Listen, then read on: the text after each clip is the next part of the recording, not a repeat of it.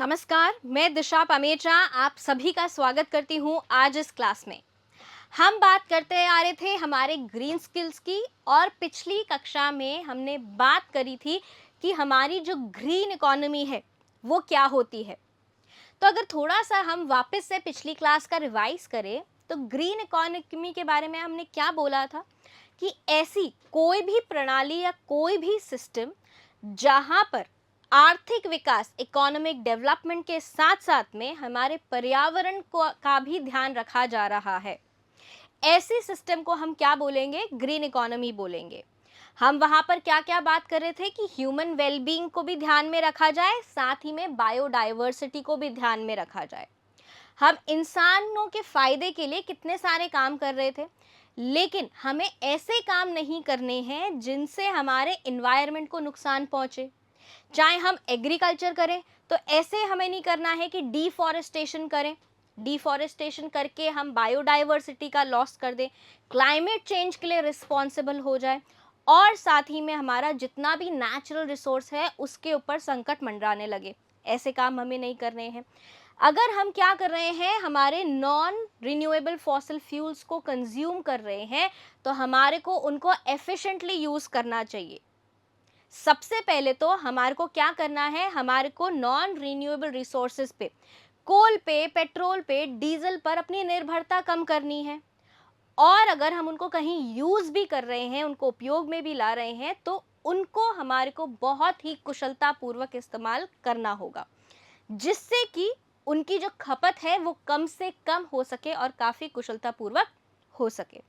तो इतनी बात समझ आई थी हमारे को लास्ट क्लास में कि हमने जब ग्रीन इकोनॉमी को फॉलो करना है तो हमें ऐसा नहीं करना है कि हमें सिर्फ या तो इकोनॉमिक डेवलपमेंट करना है, आर्थिक विकास करना है, या फिर हमें सिर्फ हमारे पर्यावरण को सुरक्षित रखना है या उसको संरक्षित रखना है।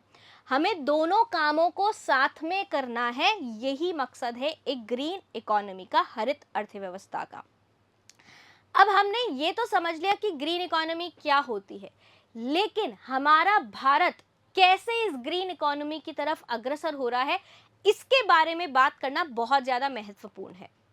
तो सबसे पहले हम यहाँ बात करते हैं कि जो भारत है वो वैश्विक स्तर पर ग्रीन इकोनॉमी का एक काफी बड़ा उदाहरण है। अब ये कैसे है? ये इसलिए है क्योंकि भारत में ऐसा नहीं हो रहा है कि या तो सिर्फ आर्थिक विकास की तरफ चला जा रहा हो या सिर्फ हम पर्यावरण की देखभाल और उसकी संरक्षण कर रहे हो। ऐसा नहीं है। जितने भी कदम लिए जा रहे हैं एक हरित अर्थव्यवस्था की तरफ, वो बिल्कुल ही क्या है, संतुलित है। बात समझ में आ रही है?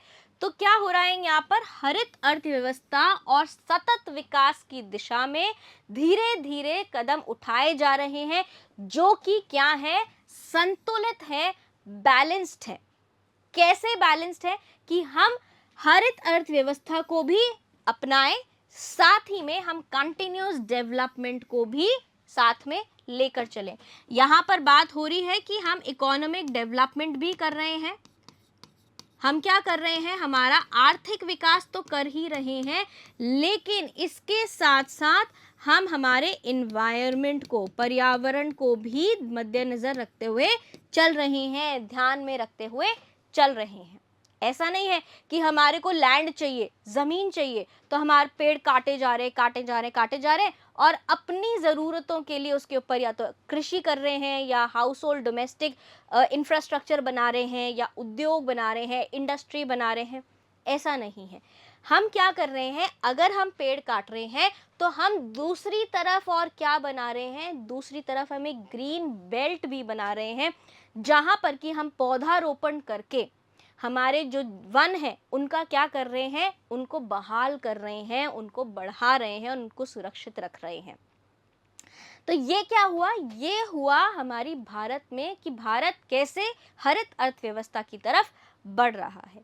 अब यहाँ पर जब हम हरित अर्थव्यवस्था की बात करते हैं तो कुछ बहुत इंपॉर्टेंट सेक्टर्स होते हैं जो कि हमारी ग्रीन इकोनॉमी के लिए काफ़ी महत्वपूर्ण है, जैसे कि हमारा कृषि, एग्रीकल्चर।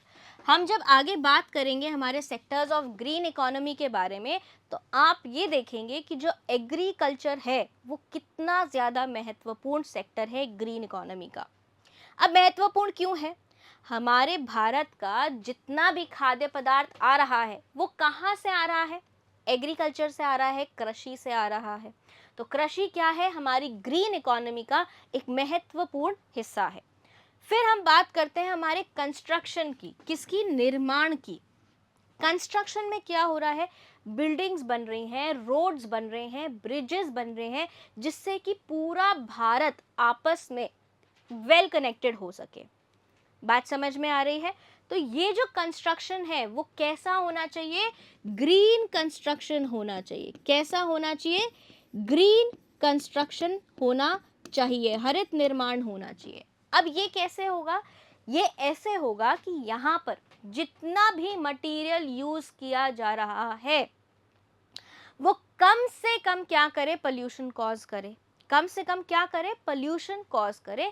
और हमको क्या यूज करना है? ग्रीन बिल्डिंग मटेरियल को यूज करना है, जिससे कि हमारा जो कंस्ट्रक्शन है वो स्थायी हो सके, सस्टेनेबल हो सके। तीसरे हम यहाँ पर सेक्टर की बात करते हैं, हमारी पावर बिजली का जनरेशन कैसे हो रहा है। तो जब हम बिजली के जनरेशन की बात करते हैं तो सबसे पहले जो हमारे नज़र में आता है वो ये है कि हमारे को जो ये नॉन रीन्यूएबल एनर्जी सोर्सेज हैं, क्या है? नॉन रीन्यूएबल एनर्जी रिसोर्सेज हैं, उनके ऊपर से हमारी निर्भरता हमें कम करनी है। यानी कि जब भी हमें पावर जनरेशन करना है तो power generation non renewable energy resources की बजाय हमें किससे करना चाहिए? रीन्यूएबल एनर्जी रिसोर्सेज को यूज करके करना चाहिए। कौन से हैं ये renewable energy resources?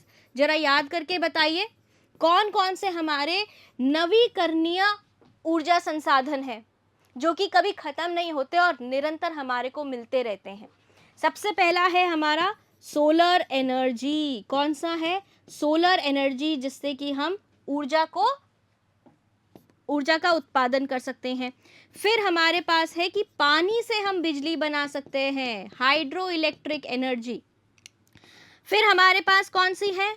Wind energy भी है, और साथ ही में हमारे पास कौन सी है? टाइडल एनर्जी भी है। कौन सी है? टाइडल एनर्जी भी है। तो ये सारी बातें किसकी हुई कि अगर हम पावर का जनरेशन कर रहे हैं तो हम कैसे करें? हमारी रीन्यूएबल एनर्जी रिसोर्सेज से करें, और हमारा जो पावर का जनरेशन है वो लोकल हो। साथ ही में अगर हमारी जितनी ज़रूरत है उससे ज़्यादा पावर जनरेशन अगर हो रहा है तो ये इंश्योर करा जा रहा है, सुनिश्चित करा जा रहा है कि एक शहर से दूसरे शहर तक एनर्जी को, इलेक्ट्रिसिटी को ट्रांसमिट किया जा सके, उस ऊर्जा का वितरण किया जा सके। तो कितनी अच्छी बात है ना, कि ये तो यही बात हो गई कि अगर हमारे घर में खाना ज़्यादा बना है तो जितना खाना काम में आया उतना तो काम में ले लिया, लेकिन जितना खाना बच गया उसको वेस्ट करने की बजाय क्या कर दे? किसी और को दे दें, ताकि उस खाने का सही उपयोग हो सके। बात समझ में आ रही है? फिर हम यहाँ पर बात करते हैं मैन्युफैक्चरिंग की। बहुत ज़्यादा ये इस चीज़ को लक्ष्य बनाया जा रहा है कि जो भी इंडिया की ज़रूरतें हैं, भारत की ज़रूरतें हैं, उनको भारत में ही पूरा किया जाए, जिससे कि हमारा भारत क्या बन सके? आत्मनिर्भर बन सके। क्या बन सके? आत्मनिर्भर बन सके।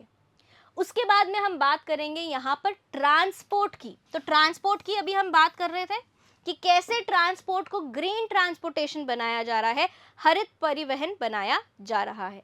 और आखिरी में हम बात करेंगे टूरिज्म की, जहाँ पर हम जानेंगे कि जो इको टूरिज्म है उसको काफ़ी ज़्यादा बढ़ावा दिया जा रहा है। हम ग्रीन इकोनॉमी में एक पॉइंट पढ़ के आए थे कि ग्रीन इकोनॉमी का एक मकसद होता है, 3 मकसद थे, जिसमें से एक मकसद था सोशल इंक्लूजन, जहां पर हमने ये पढ़ा था कि हमारी चाहे सरकार हो, चाहे आम जनता हो, चाहे वो पब्लिक सेक्टर हो या प्राइवेट सेक्टर हो, जो भी हमारी ग्रीन इकोनॉमी के हितधारक हैं, सबको क्या मिलनी चाहिए? उसकी लाभ मिलने चाहिए, बेनिफिट्स मिलने चाहिए। यही होएगा टूरिज्म से। अब टूरिज्म से हम कैसे सबको इन्वॉल्व कर सकते हैं? देखो, शहर के लोग तो इन्वॉल्व हो जाते हैं किसी ना किसी तरह से, उनको एजुकेशन मिल जाती है, वो जहाँ नौकरियाँ करते हैं उनको ग्रीन जॉब्स भी मिल जाती हैं, ग्रीन स्किल्स भी उनके डेवलप होते हैं, क्योंकि सरकार ने काफ़ी सारी ऐसी पॉलिसीज़ चलाई हैं जहाँ पर कौशल प्रशिक्षण मिल रहा है। जैसे कि हमने बात करी थी national policy for skill development and entrepreneurship, जो कि 2015 में लागू करी गई थी। ठीक है, तो यहाँ पर इको टूरिज्म किसके काम आ रहा है? इको टूरिज्म काम आएगा हमारे नेटिव ट्राइब्स के, जैसे कि गोंड ट्राइब्स हैं, बाइगा ट्राइब्स हैं, जो कि कहाँ रहते हैं? जंगलों में रहते हैं। और ये जो ट्राइब्स हैं, इनको पता है कि उन जंगलों का हम कैसे बहुत ही समझदारी से इस्तेमाल कर सकते हैं बिना उनको नुकसान पहुंचाए। बात समझ में आ रही है? तो यहाँ पर हमें क्या करना है, जो हमारी ट्राइब्स है, नेटिव ट्राइब्स है, जंगलों में रहने वाली हैं, उनका भी आर्थिक विकास करना है। अब हम आगे जाके जब हम पढ़ेंगे हमारी ग्रीन इंडिया मिशन, तो अब हम उसमें देखेंगे कि कैसे हमारी मध्य प्रदेश की, छत्तीसगढ़ की कुछ ट्राइब्स हैं, बिहार की ट्राइब्स हैं, गोंड और बाइगा ट्राइब्स, वहाँ के वन विभाग ने उनको उस जंगल में, जो भी वो जंगल हैं वहाँ के, उस एरिया के, वहाँ पर जितने भी प्रोडक्ट्स हैं, नॉन वुड प्रोडक्ट्स, जो कि लकड़ी के नहीं हैं, चाहे वो हमारा क्या हो, फल हो, फूल हो, पत्ते हो, इन सबको इस्तेमाल करने की छूट दे रखी है। साथ ही में ये जो ट्राइब्स हैं, ये बहुत ही बढ़िया इस्तेमाल करती है इन प्रोडक्ट्स का।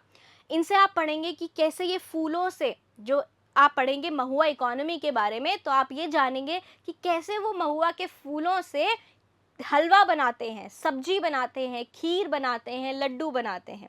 साथ ही में आप ये भी देखोगे कि वो महुआ के ही पत्तों से, पेड़ के पत्तों से वो पत्तल बनाते हैं, एकदम पर्यावरण अनुकूल पतले बनाते हैं, दोने बनाते हैं।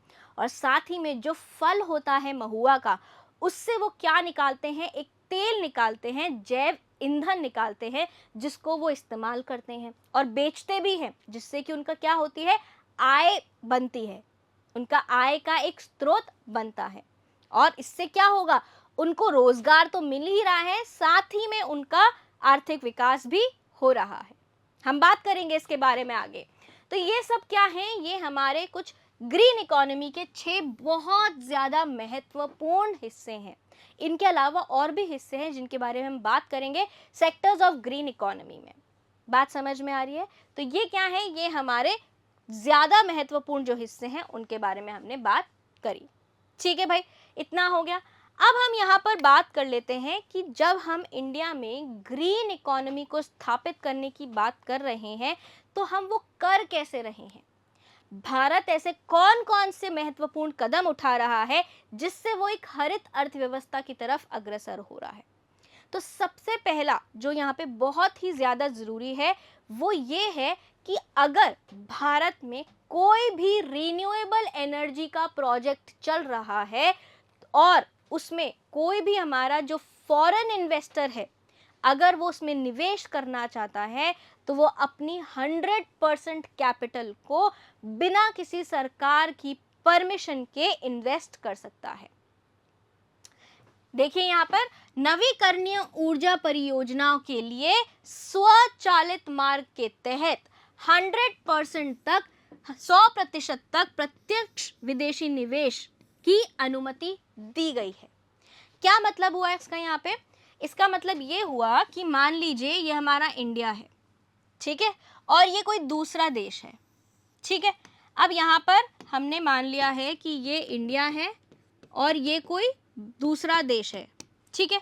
अब यहाँ से इंडिया में क्या चल रहा है? इंडिया में एक प्रोजेक्ट चल रहा है रीन्यूएबल एनर्जी का, जिससे कि मान लीजिए हम बोलते हैं कि कोई सोलर प्रोजेक्ट चल रहा है और बाहर बैठा एक इन्वेस्टर हमारी इंडिया में निवेश करना चाहता है।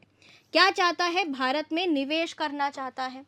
अब इस निवेश को भारत सरकार ने पूरी छूट दे दी है कि ये जो इन्वेस्टर है ये 100% अपनी कैपिटल को इस प्रोजेक्ट में इन्वेस्ट कर सकता है, निवेश कर सकता है, और इस इन्वेस्टर को सरकार की परमिशन भी नहीं लेनी पड़ेगी। तो इससे क्या होगा, इससे ये होगा कि जो हमारा रिन्यूएबल एनर्जी रिसोर्सेज का मार्केट है वो काफ़ी ज़्यादा बड़ा हो जाएगा। क्या हो जाएगा? काफ़ी ज़्यादा बड़ा हो जाएगा। और ऐसे प्रोजेक्ट्स और ज़्यादा लोग शुरू करना चालू करेंगे, क्योंकि पैसा चाहिए होता है ऐसे प्रोजेक्ट्स के लिए। और क्योंकि अगर पैसे का जो सोर्स है वो बिल्कुल क्या हो जाए, एकदम ऑटोमेटिक रूट हो जाए, तो क्या होगा, ऐसे प्रोजेक्ट्स बढ़ेंगे जिससे कि हमारे इंडिया में क्या होगा, सस्टेनेबल डेवलपमेंट होगा। बात समझ में आ रही है? दूसरा, यहाँ पर भारत ने क्या स्टेप उठाया है, उन्होंने इंटर स्टेट ट्रांसमिशन सिस्टम के जो चार्जेस लगते थे उनको क्या कर दिया है, वेव ऑफ कर दिया है। क्या कर दिया है उन्होंने? उसको वेव ऑफ कर दिया है।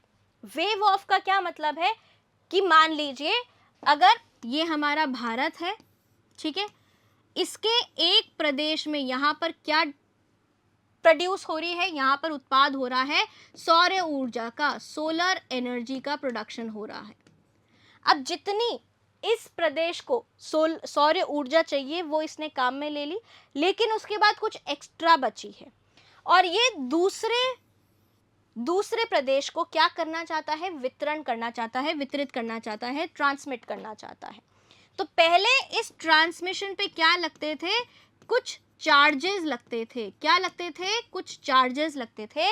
लेकिन अब ये जो चार्जेस हैं ये भारत सरकार ने क्या कर दिए हैं, वेव ऑफ कर दिए हैं। सौर और पवन ऊर्जा की अंतरराज्यीय बिक्री के लिए अंतरराज्यीय ट्रांसमिशन सिस्टम शुल्क में छूट दी गई है। कितनी बड़ी बात है। मतलब आप इसको फिर हम उस छोटे से और बहुत आसान एग्जाम्पल से समझेंगे कि हमारे घर में क्या है, बहुत सारा खाना बनाया गया है, लेकिन वो जितना काम आना था काम आ गया, लेकिन काफ़ी खाना बचा है। तो अगर आप मान लो आपको किसी और को देने के लिए उसके पैसे देने पड़ जाए तो आप खाना दोगे? नहीं दोगे। आप तो अपना पैसा बचाओगे, तो खाने को फेंक दोगे, डंप कर दोगे, वेस्ट कर दोगे उसको, क्योंकि आप पैसा क्यों दोगे? तो क्या होता था, खाना वेस्ट हो जाता था। ऐसे ही जो हमारी सोलर एनर्जी पे और हमारी विंड एनर्जी की जो जनरेशन पे जो उससे एनर्जी बनती थी उसको ट्रांसमिट करने के लिए पहले क्या दिया जाता था, कुछ लागत लगाई जाती थी, लेकिन अब उस लागत से छूट दे दी गई है। उस लागत से छूट दे दी गई है, जिससे कि अब जो राज्य हैं, अलग अलग राज्य हैं, वो आसानी से बिना किसी शुल्क के दूसरे राज्य को अपनी ऊर्जा को वितरित कर सकते हैं। बात समझ में आ गई? कितना बढ़िया कदम है ये हमारी भारत सरकार द्वारा। फिर यहाँ पे हम बात करते हैं कि जितनी भी हमारी रिन्यूएबल एनर्जी जनरेट हो रही है, ज़्यादा से ज़्यादा जनरेट हो रही है, बहुत सारे स्कीम्स आ रहे हैं, जैसे कि हमारी एक नेशनल सोलर मिशन है जहाँ पे हम दीयू के बारे में बात करेंगे और आप ये जानेंगे कि दीयू 100% सोलर एनर्जी पर चलता है। किसी भी प्रकार की अब जो बिजली है उसका इंपोर्ट नहीं करता है। अब मान लीजिए कुछ टाइम बाद डीयू में जो बिजली है वो ज़्यादा बनने लग गई, जितनी उसको ज़रूरत नहीं उससे ज़्यादा बनने लग गई, तो डीयू क्या करेगा, डीयू उसको कहीं भी ट्रांसमिट कर देगा। तो हमारे को क्या करना है, इतनी ज़्यादा जब रिन्यूएबल एनर्जी रिसोर्सेज से हम हमारी ऊर्जा का क्या कर रहे हैं, उत्पादन कर रहे हैं, तो हमारे को यहाँ पर एक ट्रांसमिशन प्लान बनाना पड़ेगा कि हमारी बिजली को उन राज्यों में भेज सके जहाँ पर क्या नहीं है, किसी भी प्रकार की नवीकरणीय ऊर्जा संसाधन नहीं है या उनसे उत्पन्न हुई भी कोई भी ऊर्जा नहीं है। ऐसे हमारे को 500 गीगावाट रिन्यूएबल एनर्जी कैपेसिटी का ट्रांसमिशन प्लान बनाना होगा, जिससे कि हम हमारी जितनी भी ऊर्जा बन रही है नवीकरणीय ऊर्जा संसाधनों से, उनका हम बहुत ही एफिशिएंट यूज कर सकें। बात समझ में आई? फिर उसके बाद में हमारा एक पंचामृत प्लान दिया गया था। क्या दिया गया था? पंचामृत प्लान दिया गया था, 5 नेक्टर प्लान दिया गया था, जिसका लक्ष्य ये था कि भारत को 2070 तक क्या बनाना है, net zero carbon emission achieve करना है। मतलब हम किसी भी प्रकार का 2000 तक ऐसे हम देश बन जाएंगे कि हमारा कार्बन एमिशन बिल्कुल शून्य हो जाएगा। यहीं पर जो हमारी भारतीय रेलवे है, उन्होंने क्या प्रण लिया कि वो 2030 तक नेट जीरो टारगेट को अचीव करेंगी। और अगर इंडियन रेलवे इस लक्ष्य को हासिल कर लेती है तो this will lead to a reduction of emission by 60 million tons annually. हर साल 60 मिलियन टन की ऊर्जा में की हमारी कार्बन एमिशन में कमी आएगी। भारतीय रेलवे के 2030 तक नेट जीरो लक्ष्य से सालाना 60 मिलियन टन उत्सर्जन में कमी आएगी। किसकी उत्सर्जन में? कार्बन एमिशन के उत्सर्जन में, जिससे कि हम हमारा पर्यावरण बचाएंगे, हमारे जो कार्बन फुटप्रिंट्स है उनको भी कम करेंगे और सस्टेनेबल डेवलपमेंट की तरफ अग्रसर होंगे। बात समझ में आई? उसके बाद हमारे जो ये एलईडी बल्ब की कैंपेन्स चल रही हैं, क्या चल रही हैं? एलईडी बल्ब की जो कैंपेन्स हैं, इनसे भी 40 मिलियन टन के कार्बन एमिशन में कमी आई है। बात समझ में आ रही है? क्या आ रही है? 40 मिलियन टन के एनुअली कार्बन एमिशन में कमी आई है। साथ ही में हमारा जो इलेक्ट्रिक व्हीकल्स का प्रमोशन चल रहा है, जो अभी हम बात कर रहे थे फेम इंडिया के बारे में, उससे भी हम क्या कर रहे हैं? हमारा आर्थिक विकास तो कर ही रहे हैं, साथ ही में हमारे पर्यावरण को सुरक्षित भी बना रहे हैं। आर्थिक विकास कैसे हो रहा है? क्योंकि हम फेज 2 में क्या कर रहे हैं? ईवी की मैन्युफैक्चरिंग भारत में करवा रहे हैं। साथ ही में हम हमारी जो निर्भरता है नॉन रिन्यूएबल रिसोर्सेज पे, उसको कम कर रहे हैं। कितनी आसान और कितनी इंटरकनेक्टेड बातें हैं सारी। आप एक अच्छा काम करेंगे, उससे दूसरा अच्छा काम अपने आप ही हो रहा है यहाँ पे। फिर यहाँ पे देखिए कि यहाँ पर भारत सरकार ने कुछ ऐसे नॉर्म्स लागू किए हैं जिससे कि फ्यूल को एफिशिएंटली यूज़ किया जा सके। अब ये फ्यूल एफिशिएंटली कैसे यूज़ होगा? अभी आपने सुना होगा कि 10 साल से जो ऊपर के जो व्हीकल्स हैं, उनको क्या किया जाएगा? उनको रोड से हटा दिया जाएगा, उनको स्क्रैप कर दिया जाएगा। इंजन्स जो बन रहे हैं उनकी मैन्युफैक्चरिंग अलग तरीके से होगी। जो भी लोग वाहन बना रहे हैं उसको लाइट वेट बनाएं, जिससे कि हमारा जो फ्यूल है, ईंधन है, वो कम लगे। लाइट वेट बनाने से क्या होगा? ईंधन कम लगेगा। और हमें क्या करना चाहिए? नॉन रिन्यूएबल रिसोर्सेज से हटके हमारे बिजली चालित व्हीकल्स पर आना चाहिए। तो ऐसे ही कुछ सरकार ने नॉर्म्स बनाए हैं जिससे कि हमारा जो परिवहन क्षेत्र है उसके लिए कार्बन फुटप्रिंट को कम करने के लिए ईंधन दक्षता के मानदंडों को अधिसूचित किया गया है। बात समझ में आ गई कि 10 साल से पुराने जो इंजन हैं उनको गाड़ियों में नहीं लगाया जाएगा। जो भी ये मैन्युफैक्चरर्स हैं, उत्पादक हैं, उनको बोला गया है कि इंजन्स में नई टेक्नोलॉजी लाई जाए जिससे कि ईंधन का बढ़िया इस्तेमाल हो सके। साथ ही में यहाँ पर क्या है? ऐसे प्रोग्राम्स को और स्कीम्स को इम्प्लीमेंट किया गया है जिससे कि एनर्जी की एफिशिएंसी को बढ़ाया जा सके। आगे जाके आप पढ़ेंगे national mission on enhanced energy efficiency. ये जो हमारा प्रोजेक्ट है ये हमारे 4 पिलर पर बेस्ड है, जो कि ये देखता है कि जहां पर हमारी बिजली का उत्पादन हो रहा है, अगर उससे ज़्यादा बिजली उत्पादन बन रही है तो उसको ट्रांसमिट किया जाए, और ऐसी ही रिन्यूएबल एनर्जी बनाने के लिए उसका मार्केट डेवलप किया जाए। साथ ही में जो हमारे ये जो निवेशक हैं, जो इन्वेस्टर्स हैं, उनको इन मैन्युफैक्चरर्स से मिलाया जाए और एक ऐसा प्लान बनाया जाए जिससे कि इनहैंस एनर्जी एफिशिएंसी से इकोनॉमिक डेवलपमेंट किया जाए। आई बात समझ में?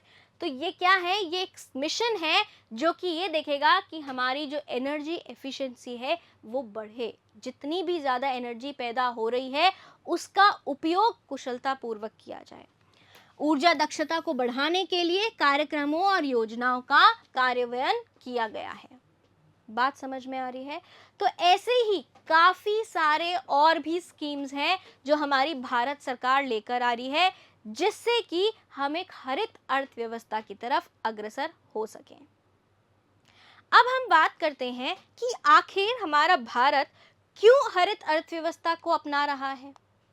कोई ना कोई तो लक्ष्य होना चाहिए, या फिर अगर हम हरित अर्थव्यवस्था को अपनाते भी हैं तो उससे विश्व स्तर पर, वैश्विक स्तर पर क्या असर पड़ेगा, ऐसा क्या इम्पैक्ट होगा, हमारे ग्लोबल इम्पैक्ट क्या होगा अगर हम हरित अर्थव्यवस्था की तरफ बढ़ते हैं।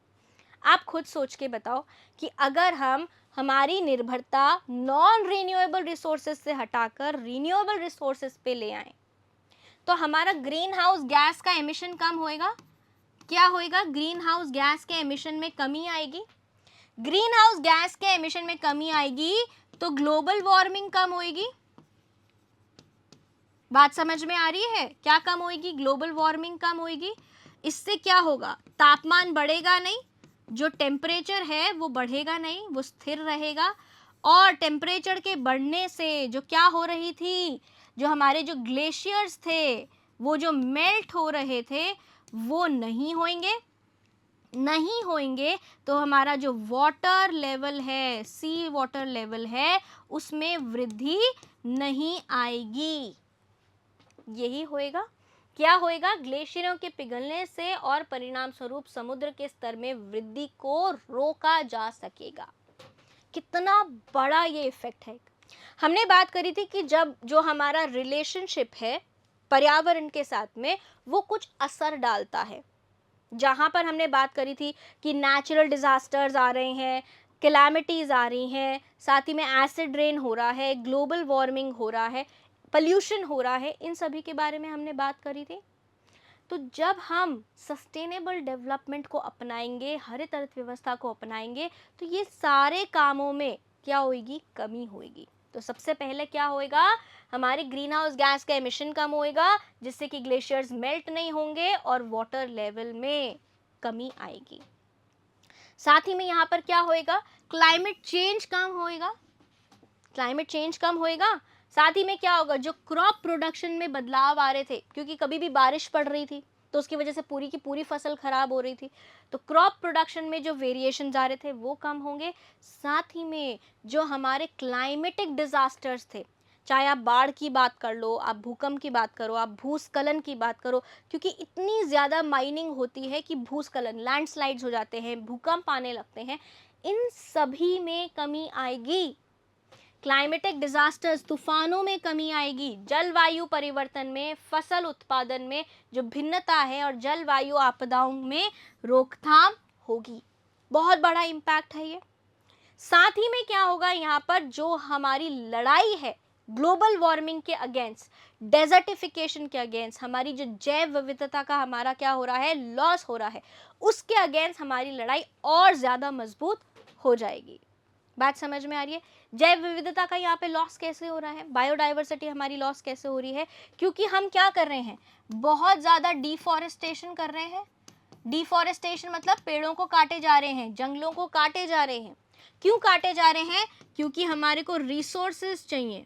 क्या चाहिए? रिसोर्सेज चाहिए। और फॉरेस्ट से तो हमारे को ढेर सारे रिसोर्सेज मिलते हैं। लकड़ी मिलती है, फ्यूल मिलता है, और हमारे को क्या मिलता है? फॉडर मिलता है, चारा मिलता है, फल और फूल मिलते हैं, फ्लावर्स मिलते हैं, फ्रूट्स मिलते हैं, ये सब मिलता है हमारे को। वैक्स, टैनिन्स, हनी, आइवरी, ये सब हमारे को कहाँ से मिलता है? एनिमल प्रोडक्ट्स सब हमारे को फॉरेस्ट से मिलते हैं। अब फॉरेस्ट को हम काटे जा रहे हैं। सबसे पहले क्यों? हमारे को लैंड चाहिए। जो लैंड है हमारे को किस किस के लिए चाहिए? डोमेस्टिक यूज के लिए भी चाहिए, इंडस्ट्रियल यूज के लिए भी चाहिए, और हमारे को रिक्रिएशनल यूजेस के लिए भी चाहिए, मनोरंजनात्मक कार्यों के लिए भी चाहिए। तो इसके लिए हम किसको काट रहे हैं? हमारे जंगलों को काट रहे हैं।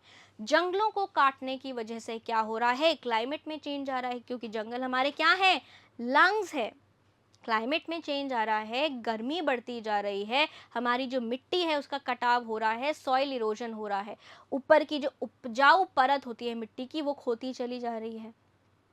इससे क्या हो रहा है, जमीनें बंजर बनती जा रही हैं, डेजर्टिफिकेशन होता जा रहा है। और जब हम जंगलों को ही काट रहे हैं तो जंगल तो कितने सारे जीव जंतुओं के घर है, कितने सारे औषधीय गुण वाले पेड़ खत्म हो जाएंगे, कितनी सारी हमारी जो जानवरों की प्रजातियां हैं वो क्या हो जाएंगी, विलुप्त हो जाएंगी। तो अगर हम ग्रीन इकोनॉमी की तरफ बढ़ रहे हैं तो हमारे ये सारे कामों में क्या आएगी, कमी आएगी, ये सारे नुकसान हमारे क्या होंगे, कम होंगे। ठीक है, फिर हमारा किस में इम्प्रूवमेंट आएगा, हमारा हवा में, पानी में और सॉइल की गुणवत्ता में क्या आएगा, बढ़ावा होगा, इजाफा होगा, इम्प्रूवमेंट होगा एयर, वाटर और सॉइल की क्वालिटी में। अब मान लीजिए कि हमने क्या करना चालू किया, जो वेस्ट जनरेट हो रहा था उसको हमने क्या किया, कुछ टेक्निक्स अपनाई, हमने 3R पॉलिसी अपनाई, रिड्यूस, रीयूज और रिसाइकिल। जब हम ये करेंगे तो इससे क्या होगा, हमारा जो वेस्ट है उसका मैनेजमेंट हो पाएगा। क्या होगा, वेस्ट का मैनेजमेंट हो पाएगा। और जब वेस्ट को हम मैनेज कर रहे हैं, उसको फैलने नहीं दे रहे हैं, तो इससे क्या होगा, बीमारियों में, जो जीव जंतुओं में बीमारियां हो रही हैं, जो डिजीजेस हो रहे हैं, डेथ्स हो रही हैं, उनमें कमी आएगी। साथ ही में क्या होगा, हमारे जो भी बायोफ्यूल्स हैं या रिन्यूएबल एनर्जी रिसोर्सेज हैं उनकी मैन्युफैक्चरिंग में इजाफा होगा। साथ ही में जो इंडस्ट्रियल और एग्रीकल्चरल प्रोडक्शन है उसमें बढ़ावा होगा। और जब इंडस्ट्रियल और एग्रीकल्चरल प्रोडक्शन बढ़ेगा, यानी कि क्या बढ़ेंगी, हरित नौकरियां बढ़ेंगी, ग्रीन जॉब्स बढ़ेंगी, तो इससे किस में बढ़ावा होगा, रोजगार में बढ़ावा होगा। और रोजगार में अगर इजाफा हो रहा है तो क्या होगा, हमारा आर्थिक विकास होगा, इकोनॉमिक डेवलपमेंट होगा। तो देखिए, ग्रीन इकोनॉमी की तरफ बढ़ने के कितने सारे फायदे होते हैं। तो क्यों ना हम सब अपने ही लेवल पर ऐसी प्रैक्टिसेस को, स्थायी गतिविधियों को अपनाएं, जिससे कि हम सब भारत को एक हरित अर्थव्यवस्था की तरफ अग्रसर कर सकें। उम्मीद करती हूं आपको ये कॉन्सेप्ट समझ आया होगा। हम मिलेंगे आपसे नेक्स्ट क्लास में, तब तक के लिए बाय बाय।